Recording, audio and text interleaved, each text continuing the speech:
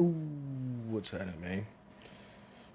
Um, man, so I put a pregame out, and then came across a bunch of shit that is not even necessarily like full on. Let's have a hour long conversation about it. I just find it all interesting, so I wanted to share it with you. And you know, Gamma Appleseed. I don't really do the whole edit picture in picture. So if something sounds interesting to you, go look it up, man. You'll find it, and I'll try to do my best to detail enough to where you can find it easily. So, first thing is a story, actually. I was just standing outside, stargazing, and it's been a while since I've tried to like remember constellations or find constellations in the sky for many reasons. One of them I'm going to talk about in a little bit, chemtrails. But for whatever reason, it's clearer than usual, right? So I'm looking up at Orion, and look over at Venus and Polaris, and just stargazing. And then I notice like I can see like a shape directly above my head, like directly above my house and me. And but it's in like my upper peripheral vision. So I'm looking at Orion's belt, and I notice this shape, and I'm like, what the fuck is that? And it kind of looks like cloudy, but like a glowing like cloud, translucent type thing. So I look over at it, and it's gone. I'm like, all right, well, maybe I'm just tripping. Floaties or something in my eye. Um, which I would like to know what that is actually, floaties. Anyway, so I look away, and it's back. I'm like, what the fuck, dude? So I look again. It's gone. All right. There's a thing you can do, and I'm sure you'll know what I'm talking about, where you focus on one point, but you kind of like, I don't know how to say this right. You focus on a point, but you're actually like looking at another point. It's got to be somewhat close. Not really. I'm looking straight ahead, and I can look this way. So, I don't know how that works from a technical standpoint, but I'm looking at Orion's belt, and I can see it, and it's kind of like moving around very, you know, quickly. And I notice like a very tight grouping of like three lights, but they're not blinking or anything or twinkling or any of that shit, just bright lights that are within this translucent cloud-ish thing. I'm like, all right, that's that's interesting. And I start doing a mantra because I like to get weird. And I'm calling my power back to me. That's something that I feel like even it's like a prayer, or a meditation. But I believe it. I believe in it. So, um,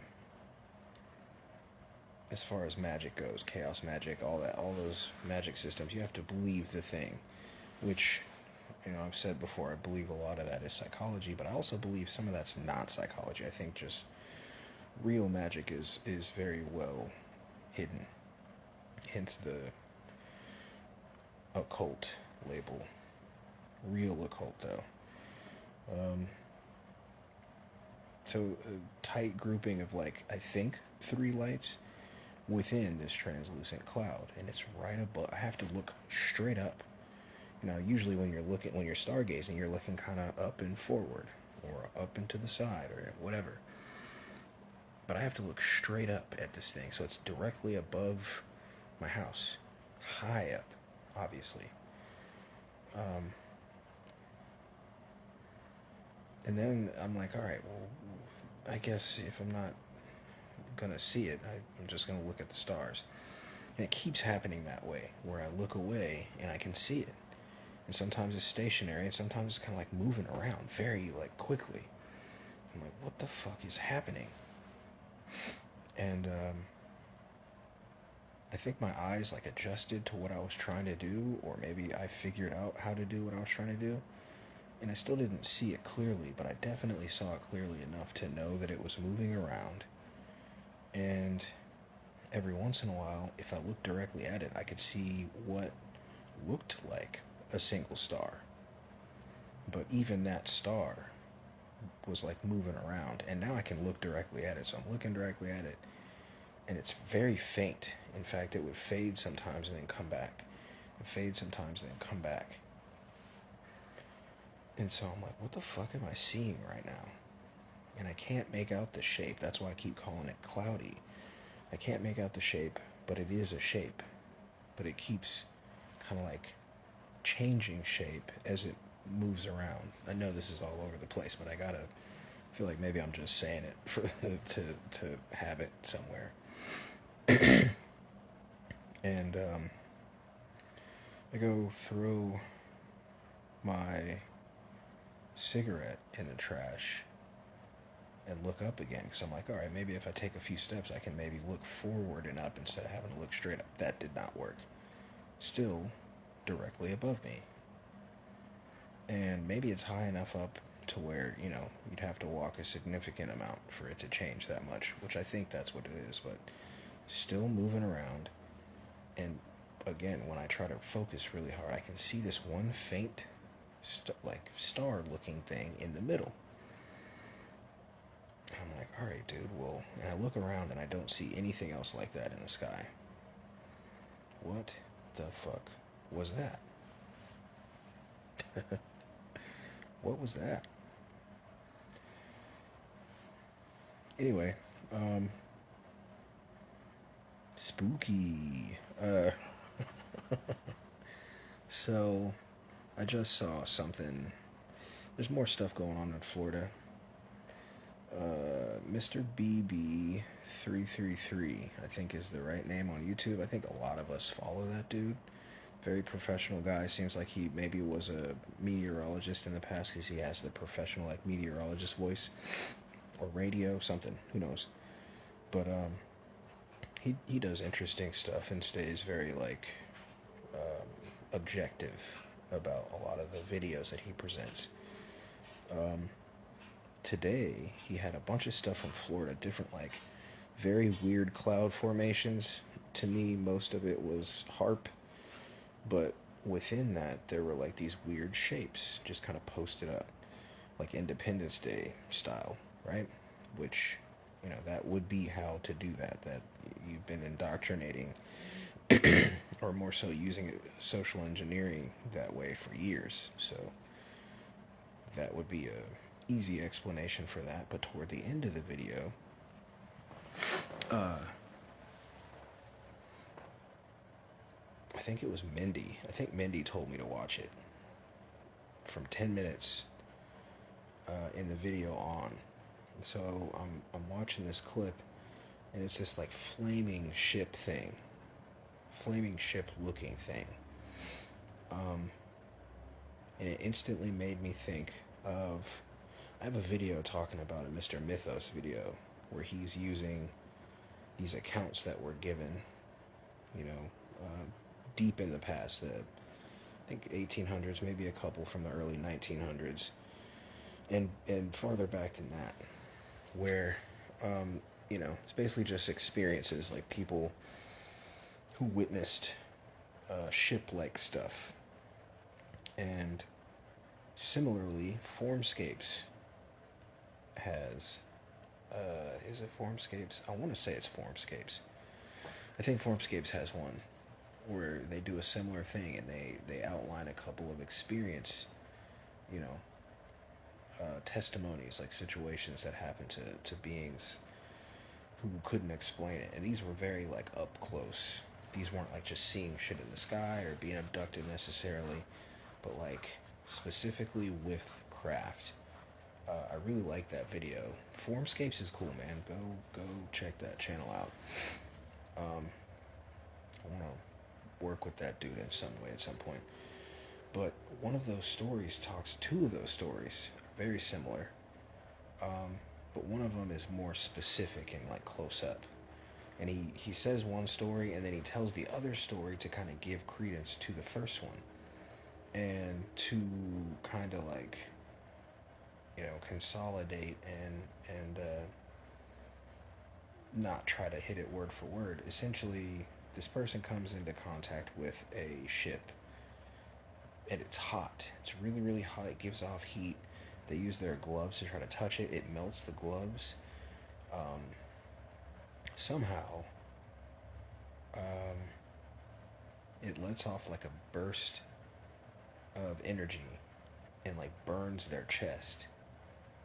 And then in the coming days, their hair falls. They basically get radiation sickness. They're checked for radiation sickness and don't have it, but they essentially have radiation sickness, which to me, that just means like an element or power source that we're not advanced enough or, at least not aware of. Meaning the public.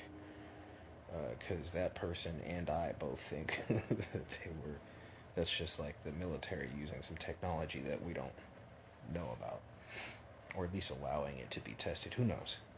But it was very bright, gave off a light source of its own, and it was very hot. And this person had radiation style, affliction after. The video that Mr. BBB shows reminds me, I didn't see, the first account that I just talked about, but going off of the description and how it said, it works, it seems like the ship in that video that Mr.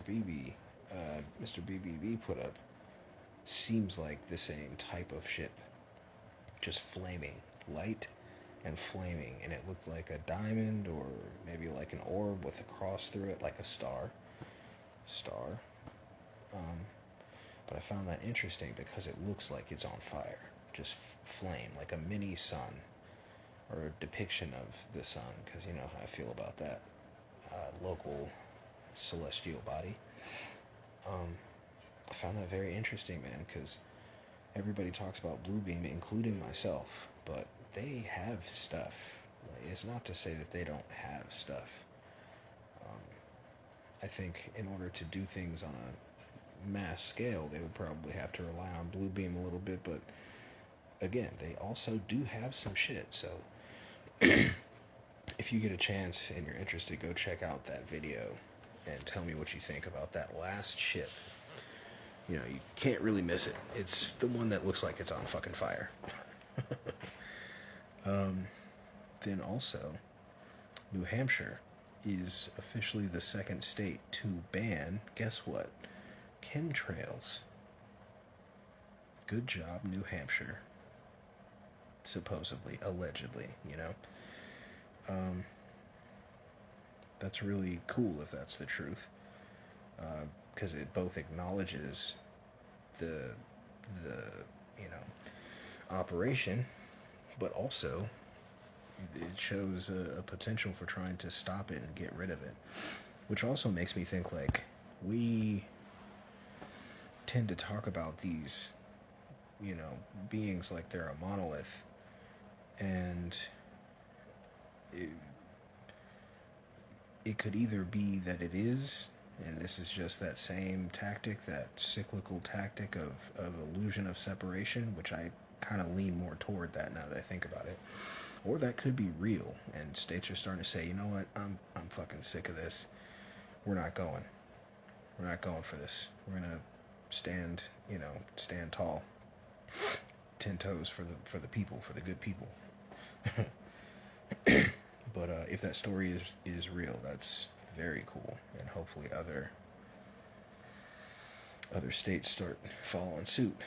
But earlier I did a pregame, but now I have something sitting on me, after, listening to some other lectures and things that I've been listening to. Man, we're being manipulated on a mass scale. And I know I've said that, and, I get that repetition can be annoying, especially for me. It definitely is for me. But I keep seeing the constant, um, you know, progression and increase in frequency of just anything at all to get you to not pay attention to a specific thing. And when I say that, people instantly, before I have a chance to say what I'm talking about, they say, "Yeah, the Epstein list, right?" And I'm like, "No, nope, that is a terrible situation. It's got really fucked up circumstances, but no, I don't think that's what it is. I think that's that cosmic disclosure thing that y'all love so much that I don't actually believe in. I think it's being used as a tactic because who wouldn't care about, people moving and selling and kid moving and selling? I don't like that T word. And abuse and sexual abuse and all that stuff. Obviously, those things are terrible, but I keep coming back to this thing. Bunkers. They didn't have to tell you about that, and most of those beings already have their bunkers built. For the most part, I'll say that. There is the possibility of, having so much land, you're like, you know what, I don't want to just do it under my house. I'm going to have it sprawl all the way out, across this few acres. Maybe so, but proper preparation prevents poor performance. So I just tend to not believe that they waited until things begin to ramp up to start building. That doesn't make any sense. Business people are big on planning. They're big on planning, and they're big on being ahead of the curve, right? So all of these things that people are having pushed at them in the media, which kind of translates over to just beings that are around you because they just want to talk about Cat Williams or you know, Stephen A. Smith, or just all these people are freaking out. And on one level, I could see where it's just some greed. They want to hop on the the beef. this is pause. The beef train. They want to hop on the beef train and make some money off of it. Pause. But I think more so than anything, it's actually to do anything possible to take eyeballs and ears and attentions away from those bunkers. And then if you take an extra step past that, look at the social engineering as of late. There's that Don't Look Up movie. You could go farther back and say 2012, San Andreas, The Day the Earth Stood Still. Like, there's all these indoctrination, social engineering type movies to get you not only to be scared of an event, of a so-called event that's going to happen. I think that's secondary. I think the primary social engineering goal is to program everyone to freak the fuck out once it starts, and to not protect each other, to not start talking to each other again, because none of us talk to each other as neighbors or community members or any of that. Not saying literally, there are people that talk kind of next door app and shit like that. And then some people still do like barbecues with each other and shit, but for the most part, what I remember was a lot of community and kids playing outside, parents talking to each other, and so on and so on. It's not like that anymore. Regardless to what you think about the absolute sound of what I'm talking about, I'm not saying it absolutely in an absolutist way, but it is different.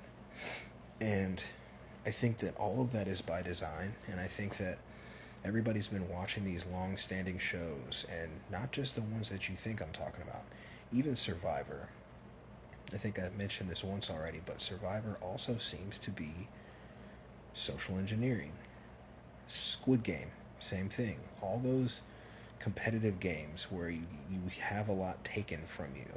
All of your parameters are set for you by the game master or game masters. You have these rules, and you're supposed to be ruthless, and you're supposed to be strategic, and not supposed to trust anybody. And you most times, sometimes maybe, but most times you don't work together. You work against each other, off instinct. I think that's the primary. I think that with all of these social engineering tactics, there it's sleight of hand. It's look over here while I do something with this hand over here. So the first thing, and it's almost like code, like yeah, you see this very you know very abrupt and loud situation, and the first thought is, oh, well, I decoded that. People are big on that now, decoding movies and commercials and TV shows and shit. But most of the time, I've noticed that they take the very first, the most obvious, you know, thing, the most obvious thing to extrapolate from that, you know, set of data. And to be honest, I get it, but at the same time, I've noticed in many of those, if not all of them, that there are these aspects of chaos energy within the people being victimized. So, like, not only are you being victimized by this big, shapeless, formless, numberless entity that just has infinite everything, like a big government, world government, whatever, but you also see that they portray all of the other beings as being ruthless and no hope and don't work together, don't trust anybody, don't do anything to better things for anybody else. Walking Dead, like, all of these things are kind of pointing at the same thing. Last of Us, I mean, it's countless. It's countless. And while you're focusing on the zombies or on the infected or, you know, whatever the main focus is, and trying to decode that and saying, oh, well, that part's literal, which maybe it is, maybe it's not. But everyone's missing the engineering, where it's like, don't trust your neighbor. Don't even talk to your neighbor. You are alone. Don't do anything cooperative. That's the sand trap to me. That's the pitfall. We're meant to get back together. We're meant to unify. And if you think about it, the fear of that is so intense that that's all they show you is the opposite. All they show you is pandemonium and every man for himself. And, you know, don't help your vicinity. And I really do think that that's the point of it. I think that the other parts are secondary. When they're shown to be primary, I think they're secondary. And I think that the what you could say the secondary, consider yourself to be the main character.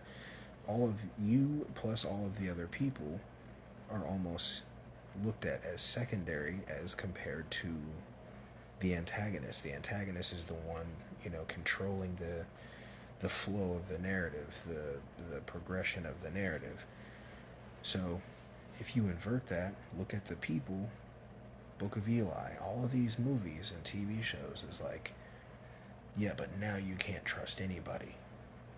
And though I understand, obviously it's not out of the realm of reason, especially when you look back on all the things, but it doesn't have to be that. These are, you know, tactics to program you to instantly react that way and then trust that reaction.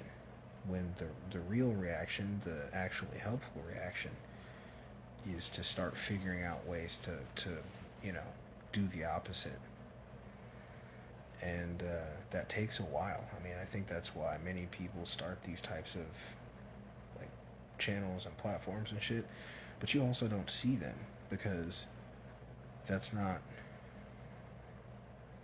beneficial to those that we're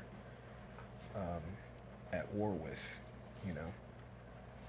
your enemy is very smart. So if you see, 19 keys and all these other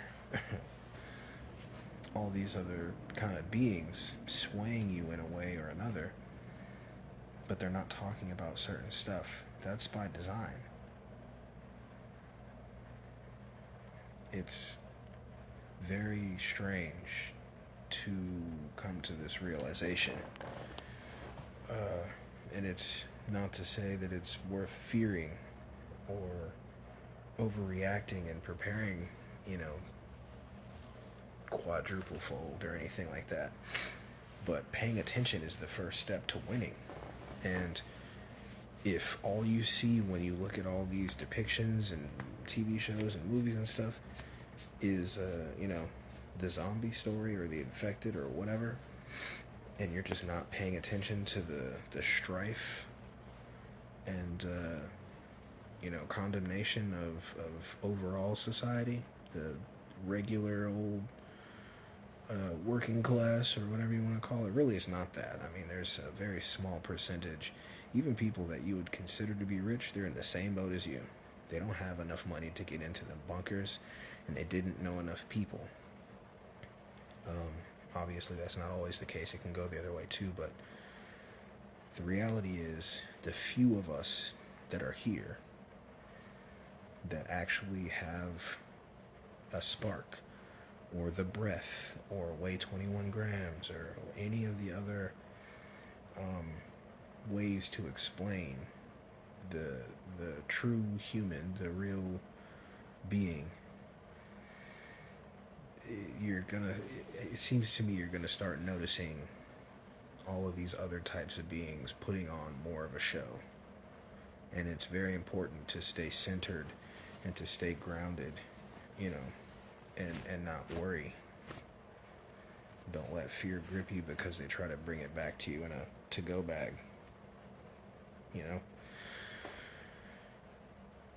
Very interesting, man. That Civil War movie is coming up. Like, these are all very obvious. Like, it's not even esoteric in nature. It's just, look at this. Look at what you're gonna do.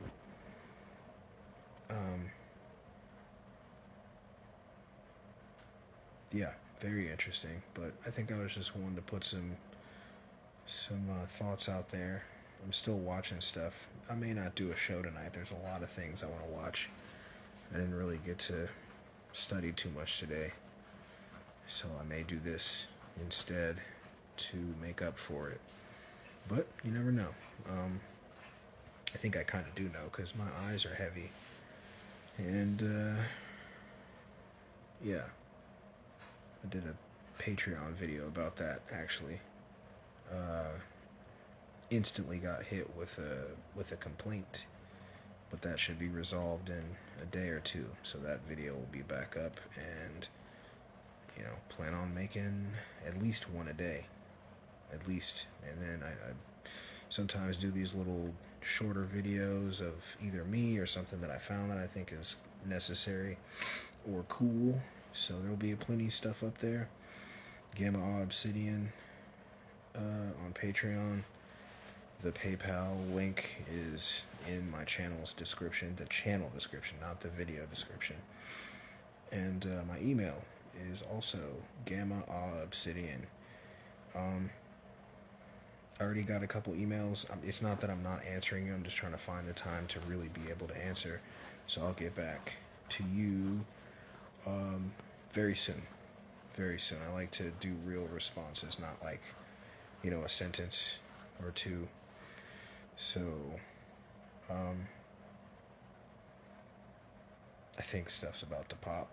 I think stuff's about to pop off, bruh. I mean, you could argue that it already is, but this is just the very tip of the iceberg. So, I may see you again tonight. I may see you tomorrow.